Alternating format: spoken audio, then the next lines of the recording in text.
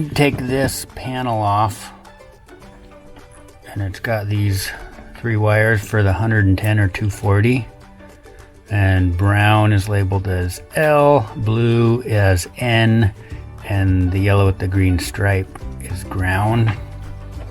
And then for the 12 volt or 24 volt, you got the red and the black, and in there black is labeled as negative and red is positive.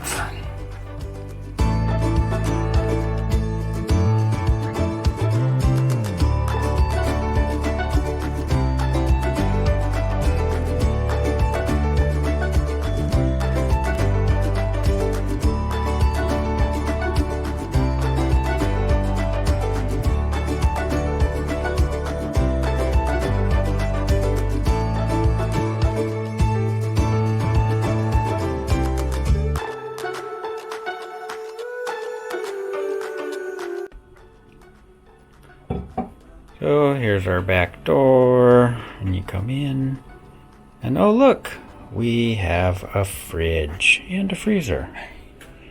It's been there the whole time. Our sink is built on top of it. So the isotherm was pulling about 14.5 amps, and now we're pulling about 4.5 amps.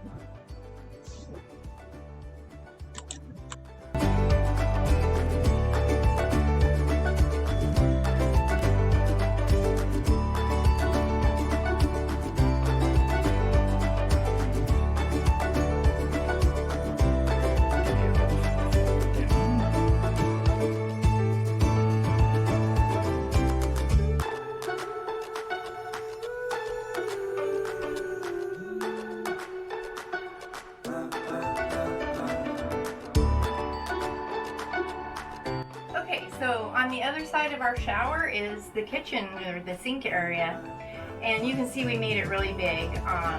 That's because both of us have spent a lot of time in outdoor recreational vehicles and boats, and we don't like having the little tiny sink. So if this was a rig we were just going to use occasionally for camping or for just short trips, we might have designed it differently. But it's our home, we use the sink all day long, and so we made it really, really big and super functional. It's functional for when we're all folded up and on the road traveling, we can still get to it. We did everything industrial, so everything's stainless steel. We designed it just the way we wanted, and like everything on this truck is DIY. Zach is genius. He has done pretty much everything in this rig with his own blood, sweat, and tears. But bending the sheet or the stainless steel was something we couldn't do, so we did hire that done. So all of this is custom built. Again, this is pretty versatile, so you can use it from either side of the sink. And we've got this nice sprayer, so you can use that. I mean, if you need to wash your hair, you can use the sink for that. I think a small child could take a bath in here if they needed to. We made the cutting board so that it moves. The other side of the cutting board has a strip ring, so if you need to cut meat or anything, you just flip that over, so that's also functional.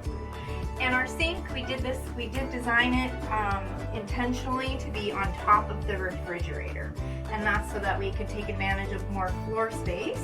So like I showed you, originally we had an isotherm fridge and freezer in here, and we used that for about 2 years, I think, but we were never quite happy with it.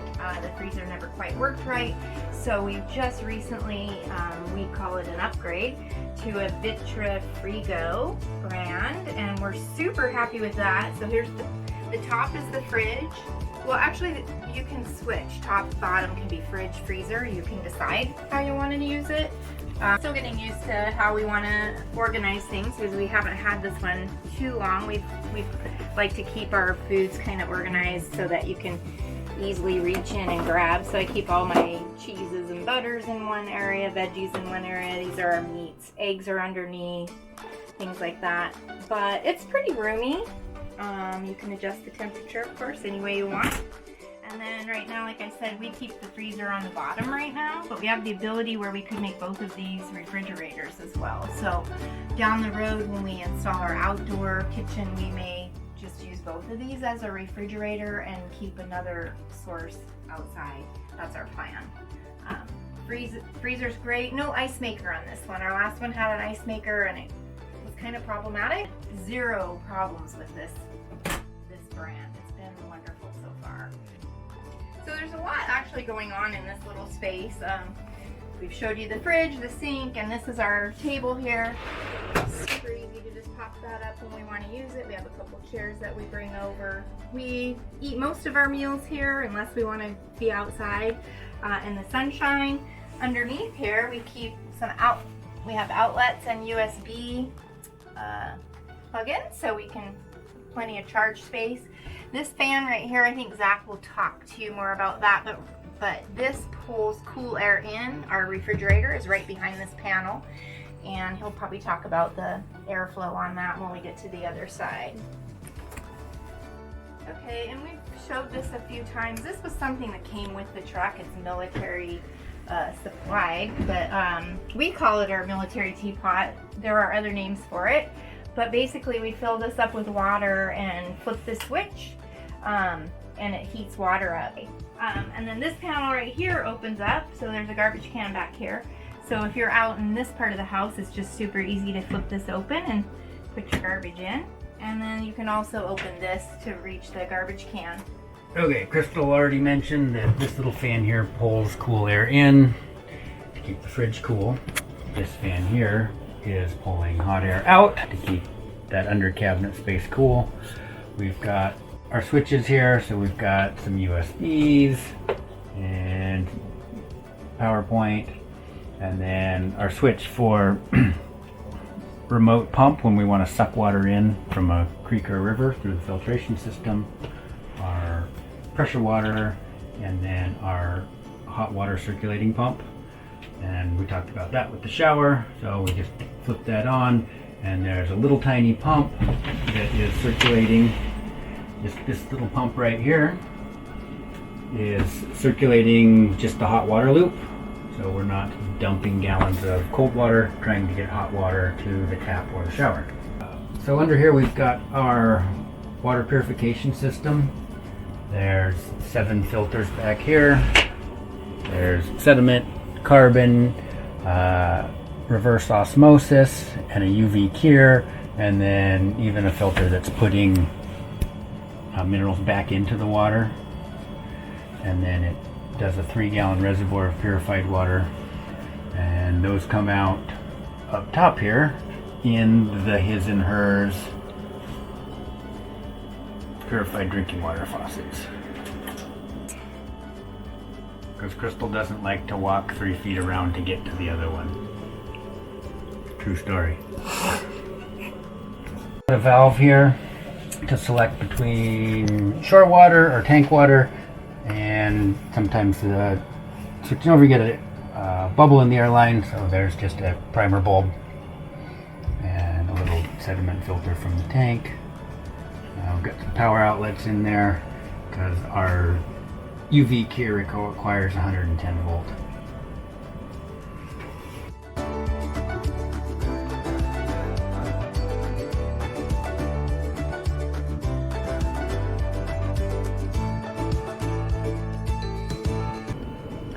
Back there's the new fridge. It will run on 12 volt or 24 volt DC. It will also run on 110 volt or 240 volt AC. And we only have it hooked up to 24 volt DC right now, and it works great. Up here we've got a little mini pressure tank,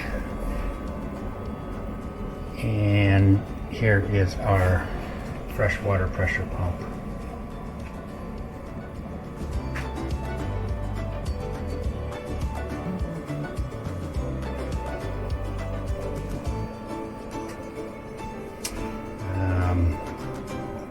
During the process of water purification, this system, you should be pointing here. I like to look at you. Yeah. Okay. During the water purification process, I believe this system, for every gallon of purified water that it makes, it creates like 3 gallons of what they call brine, which is just a purge water. So we have some selectors on here where we can send that brine water either to dump straight on the ground or to the gray water tank, or send it back to the freshwater tank.